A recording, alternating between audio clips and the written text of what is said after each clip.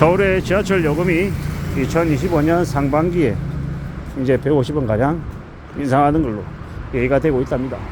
근데 잘 생각해 보면은 25년 상반기에 150원 올리고 끝날까요? 아니면 앞으로 계속해서 계속 이제 인상이 될까요? 어느 쪽이라고 보십니까? 저는 이제 지하철 요금이 2025년 상반기에 150원 올리는 걸로 끝나는 게 아니라 그 이후에도 몇 차례 계속 인상이 될 거라고 봅니다. 지금 현재는 대한민국에 이제 지하철 요금이 되게 싼 편입니다. 되게 싼 편이죠.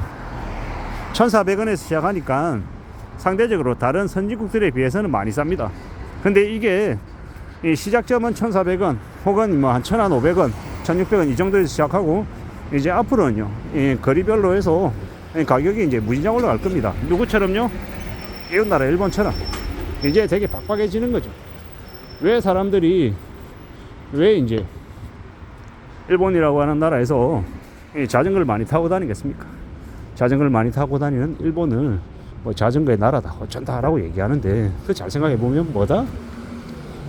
이 가까운 거리를 이 지하철 타고 다니고 하면 이 교통요금이 생활이 감당이 안 돼서 그렇게 자전거를 많이 타고 다닌다라는 겁니다. 그게 현실이라는 겁니다. 그걸 명심하고 살아가야 될 것 같습니다. 함부로 이 잘 모르고 우습고 만만하게 생각하면 안 되겠다라는 겁니다.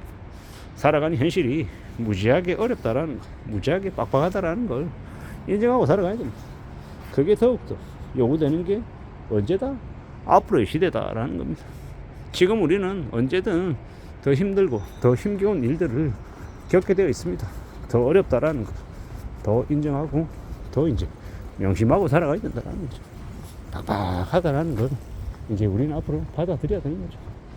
그런 이제 힘든 시기를 겪고 있는데 뭐 하나 신경 안 쓰면 안 된다라는 겁니다.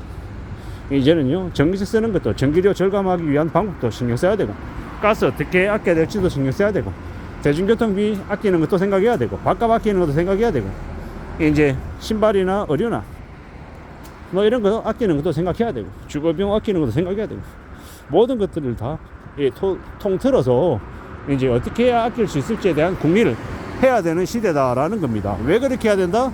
왜? 그러지 않으면 못 먹고 산다라는 겁니다. 이제는 월급 받아가지고 그냥 생활 조금 하다가 남는 돈으로 저축한다? 안 된다라는 거죠.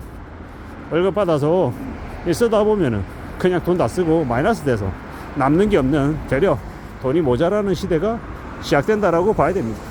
이게 이제 지금의 시대이기 때문에 더 조심하고 더 염려하고 더 신경 쓰며 살아가야 된다라는 말씀을 드리는 겁니다. 험난한 시대를 살아가고 있는데 별건 아닌 것처럼, 괜찮은 것처럼 그냥 나 잘 사는 거야, 나 연봉 1억 5천 받잖아, 월급 900만 원 받잖아, 800만 원 받잖아, 이러면서 쓰다 보면 있다 없다 돈이 없다. 연봉 2억 받는다고 되게 의시되고 나 임원이고 나 연봉 2억에 월급 1100만 원 실수령액 받으니까 웬만한 보통 일반 사람들보다 월급 한 3배 4배 받으니까 나 이 정도는 써도 괜찮아, 이러고 까불어 대고 쓰다 보면 돈이 있다 없다? 없다라는 겁니다. 거짓말이 아닙니다. 물론 월급 300, 400 받는 사람이 이런 얘기 들으면 욕할지도 모릅니다. 근데 뭐 제가 연봉 2억 받는 사람도 아니고, 저는 이제 제 지인들 중에서 이제 삶이 어떤지를 알고 그냥 옆에서 지켜본 바를 말씀드리는 겁니다. 연봉 2억이라 해도 씀씀이 대충 이렇게 좀 잘 못하고 살면 남는 거 없다라는 겁니다. 제 예전에 이제 제 윗사람, 이제 제가 이제 주임이었을 때 우리 팀장이셨죠. 나중에 이제 뭐 S로 시작하는 회사로 가서 이제 연봉을 받았어요. 3억 5천 받았어요.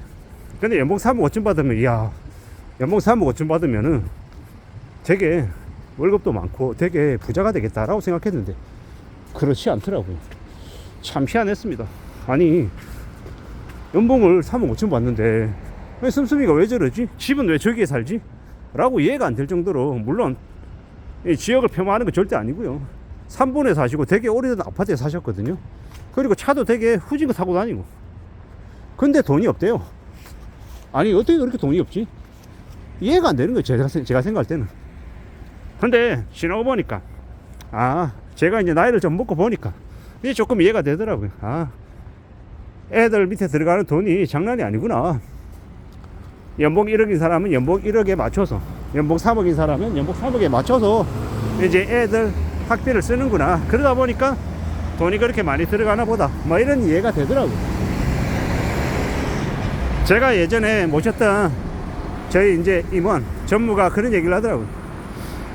월급을 임원처럼 받지만 그냥 평범한 보통의 이제 한 대리나 과장급처럼 쓰면 그러면 돈을 왕창 모아가지고 나중에 노년에 평화롭게 살 수 있대요. 근데 임원이 되는 순간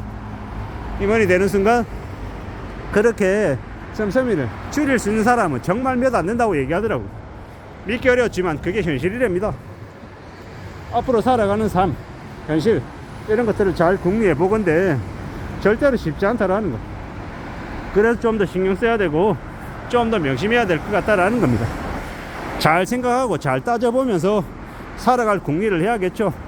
우리가 살아가는 현실은 절대로 쉽지 않다라는 것, 많이 힘들고 많이 어렵다라는 것들도 명심해야 되고, 그래서 나중을 위한 대비가, 준비가 더더욱 필요하다는 말씀을 드립니다. 그리고 누군가는 저한테 묻습니다. 그러면 너는 현금성 자산 준비 많이 했냐고. 뭐 제가 준비가 많이 됐겠습니까? 준비를 많이 해야 된다고 생각하고 지금도 계속 하나씩 둘씩 챙겨 나가고 있는 입장인 거고, 또한 이제 제 스스로가 저에게 잔소리하고 조언해 주기 위해서 이런 영상을 찍어서 올린다라고 보면 맞겠습니다.